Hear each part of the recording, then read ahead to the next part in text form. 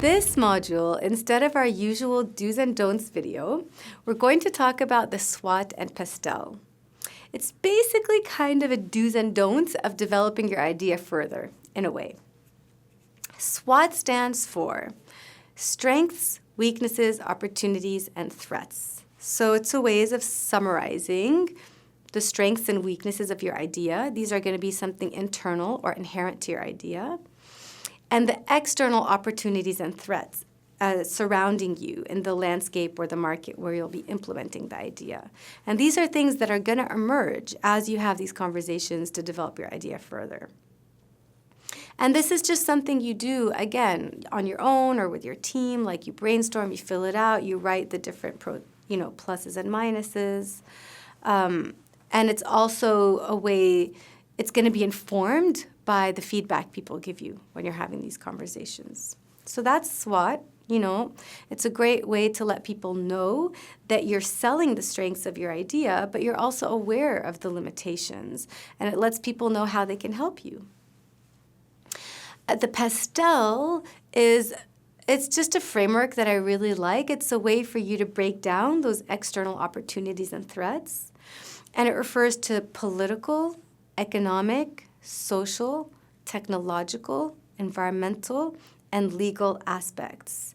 So it's I don't want to say it's a checklist, but it basically poses the questions like what political factors, what is it in today's current policy landscape that might help your idea succeed or might work against you, or that is an opportunity that you're responding to or potentially a threat.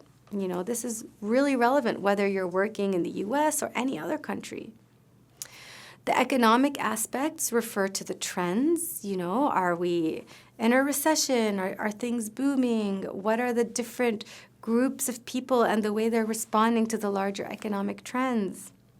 Those are some simplification, but of course economic factors are part of what the external opportunities and threats are going to be. And then there's the social aspects, right? Like what are the societal opportunities and threats? How will people respond to things differently as they relate to your idea? The technology, it could be part of the inherent strengths and weaknesses, and it could be part of the external opportunities and threats. Like how does your idea employ technology? How does it request or rely on technology? For example, if it needs internet and you're working in a country where not everyone has access to internet. So this is always going to be part of what makes your solution succeed or not, whether it's a strength or a limitation. You need to be able to think about that. And then the environmental aspects could be related to the environment you're working in. It could be related to larger environmental forces like climate change, but just how does your solution fit in to what's going on in the larger environment, and how does what's going on in the larger environment fit into whether and how your solution will work? And then legal aspects. What are the legal considerations? Are there things you need to be thinking about in terms of implementing your solution? Are you potentially helping people respond to the legal environment, or could there be legal barriers that you need to get over?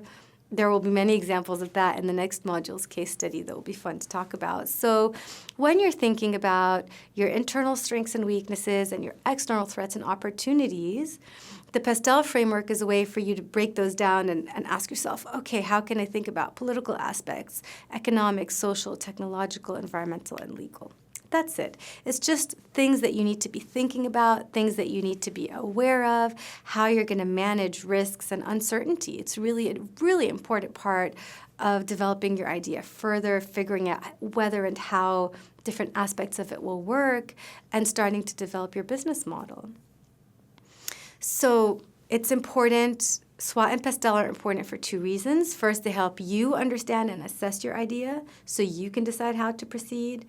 And second, it helps you communicate it to others who will support you in making your idea into a reality. And I know from my days in venture philanthropy, if I meet a social entrepreneur who's claiming their idea is awesome and perfect and amazing, That's a red flag for me because no idea is perfect. I want to know, have you thought through your weaknesses and threats? How can I help you with those? How can you mitigate risks? How are you going to respond to those?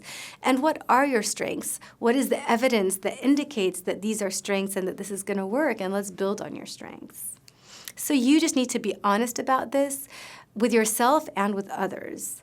Because the reason you're talking to people and getting feedback and sharing your idea and iterating it is that you want people to help you implement it. So if you're transparent about why you think it will work and what you need other people's help with, you'll have a higher chance of getting people on board to help you. In the next video, I'm going to share a case study that illustrates a lot of the things we talked about in this module. And as I go through the case study, I'll kind of try to talk you through how I might go about assessing that idea through the SWOT and PESTEL lens.